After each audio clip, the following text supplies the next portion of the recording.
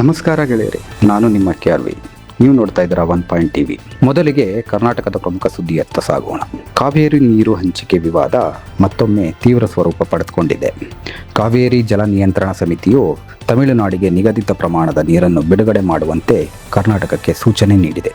ಈ ಆದೇಶದ ವಿರುದ್ಧ ರಾಜ್ಯದ ರೈತ ಸಂಘಟನೆಗಳು, ಕನ್ನಡ ಪರ ಸಂಘಟನೆಗಳು ಹಾಗೂ ವಿವಿಧ ರಾಜಕೀಯ ಪಕ್ಷಗಳು ತೀವ್ರ ಆಕ್ರೋಶ ವ್ಯಕ್ತಪಡಿಸಿವೆ.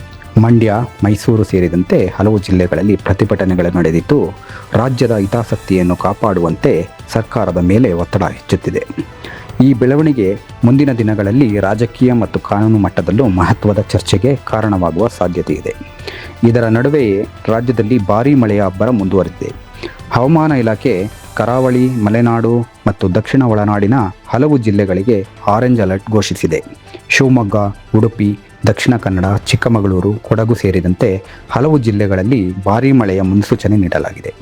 ನದಿ ತೀರದ ನಿವಾಸಿಗಳು ಮತ್ತು ಗುಡ್ಡಗಾಡು ಪ್ರದೇಶದ ಜನರು ಅಗತ್ಯ ಮುನ್ನೆಚ್ಚರಿಕೆ ವಹಿಸುವಂತೆ ಅಧಿಕಾರಿಗಳು ಮನವಿ ಮಾಡಿದ್ದಾರೆ. ಇದೀಗ ರಾಷ್ಟ್ರದ ಸುದ್ದಿಗಳತ್ತ ಚಿತ್ತರಿಸೋಣ. ಸಂಸತ್ತಿನ ಕಲಾಪದಲ್ಲಿ ಹಲವು ಪ್ರಮುಖ ಮಸೂದೆಗಳು ಹಾಗೂ ರಾಷ್ಟ್ರೀಯ ವಿಚಾರಗಳ ಕುರಿತು ಚರ್ಚೆ ಮುಂದುವರೆದಿದೆ. ಆಡಳಿತ ಪಕ್ಷ ಮತ್ತು ವಿರೋಧ ಪಕ್ಷಗಳ ನಡುವೆ ಹಲವು ವಿಷಯಗಳ ಕುರಿತು ತೀವ್ರ ವಾಗ್ವಾದ ನಡೆಯುತ್ತಿದ್ದು, ದೇಶದ ಆರ್ಥಿಕತೆ, ಅಭಿವೃದ್ಧಿ ಹಾಗೂ ಜನಪರ ಯೋಜನೆಗಳ ಕುರಿತು ಚರ್ಚೆಗಳು ಗಮನ ಸೆಳೆಯುತ್ತಿವೆ. ದೇಶದ ವಿವಿಧ ರಾಜ್ಯಗಳಲ್ಲೂ ಮುಂಗಾರು ಮಳೆಯ ಅಬ್ಬರ ಮುಂದುವರೆದಿದೆ. ಕೆಲವು ರಾಜ್ಯಗಳಲ್ಲಿ ಪ್ರವಾಹ ಪರಿಸ್ಥಿತಿ ನಿರ್ಮಾಣವಾಗಿದ್ದರೆ, ಇನ್ನು ಕೆಲವು ಭಾಗಗಳಲ್ಲಿ ರಸ್ತೆ ಸಂಪರ್ಕ ಕಡಿತಗೊಂಡಿದೆ.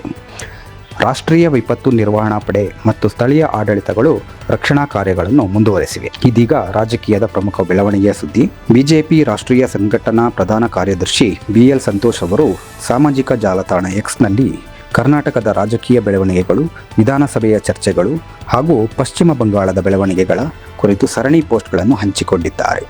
ಕರ್ನಾಟಕ ಕಾಂಗ್ರೆಸ್ ಸರ್ಕಾರದ ಕಾರ್ಯವೈಖರಿಯನ್ನು ಟೀಕಿಸಿರುವ ಅವರು ವಿಧಾನಸಭೆಯಲ್ಲಿ ನಡೆದ ಬೆಳವಣಿಗೆಗಳ ಬಗ್ಗೆ ಪ್ರಶ್ನೆ ಎತ್ತಿದ್ದಾರೆ. ಅವರ ಈ ಪೋಸ್ಟ್ಗಳು ರಾಜಕೀಯ ವಲಯದಲ್ಲಿ ವ್ಯಾಪಕ ಚರ್ಚೆಗೆ ಕಾರಣವಾಗಿವೆ. ಇದೀಗ ಅಂತಾರಾಷ್ಟ್ರೀಯ ಸುದ್ದಿಗಳತ್ತ ಚಿತ್ತಹರಿಸೋಣ. ಗಾಜಾ ಪ್ರದೇಶದಲ್ಲಿನ ಮಾನವೀಯ ಪರಿಸ್ಥಿತಿ ಇನ್ನಷ್ಟು ಗಂಭೀರವಾಗಿದ್ದು, ಆಹಾರ, ಔಷಧಿ ಮತ್ತು ಮೂಲಭೂತ ಸೌಲಭ್ಯಗಳ ಕೊರತೆ ಬಗ್ಗೆ ವಿಶ್ವಸಂಸ್ಥೆ ಸೇರಿದಂತೆ ಹಲವು ಅಂತಾರಾಷ್ಟ್ರೀಯ ಸಂಸ್ಥೆಗಳು ಆತಂಕ ವ್ಯಕ್ತಪಡಿಸಿವೆ. ಯುದ್ಧ ವಿರಾಮದ ಕುರಿತು ರಾಜತಾಂತ್ರಿಕ ಮಟ್ಟದಲ್ಲಿ ಮಾತುಕತೆಗಳು ಮುಂದುವರೆದಿವೆ. ಯುರೋಪಿನ ಕೆಲವು ದೇಶಗಳಲ್ಲಿ ಕಾಡ್ಗಿಚ್ಚಿನ ತೀವ್ರತೆ ಹೆಚ್ಚಿದ್ದು, ಸಾವಿರಾರು ಹೆಕ್ಟೇರ್ ಅರಣ್ಯ ಪ್ರದೇಶ ಬೆಂಕಿಗೆ ಆಹುತಿಯಾಗಿದೆ. ಅಗ್ನಿಶಾಮಕ ಸಿಬ್ಬಂದಿ ಬೆಂಕಿ ನಿಯಂತ್ರಣಕ್ಕೆ ಹರಸಾಹಸ ಪಡುತ್ತಿದ್ದು, ಸಾವಿರಾರು ಜನರನ್ನು ಸುರಕ್ಷಿತ ಸ್ಥಳಗಳಿಗೆ ಸ್ಥಳಾಂತರಿಸಲಾಗಿದೆ. ಕ್ರೀಡಾ ಸುದ್ದಿಗಳು. ಕಾಮನ್ವೆಲ್ತ್ ಕ್ರೀಡಾಕೂಟದಲ್ಲಿ ಭಾರತದ ಅಥ್ಲೀಟ್ಗಳು ಉತ್ತಮ ಪ್ರದರ್ಶನ ನೀಡುವ ನಿರೀಕ್ಷೆ ಇದೆ. ಜಾವ್ಲಿನ್ ತಾರೆ ನೀರಜ್ ಚೋಪ್ರಾ ಸೇರಿದಂತೆ ಹಲವು ಭಾರತೀಯರು ಆಟಗಾರರು ಇಂದು ಸ್ಪರ್ಧಿಸಲಿದ್ದಾರೆ.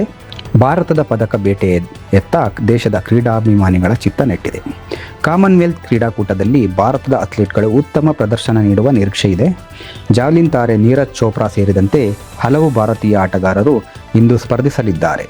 ಭಾರತದ ಪದಕ ಬೇಟೆಯತ್ತ ದೇಶದ ಕ್ರೀಡಾಭಿಮಾನಿಗಳ ಚಿತ್ತ ನೆಟ್ಟಿದೆ.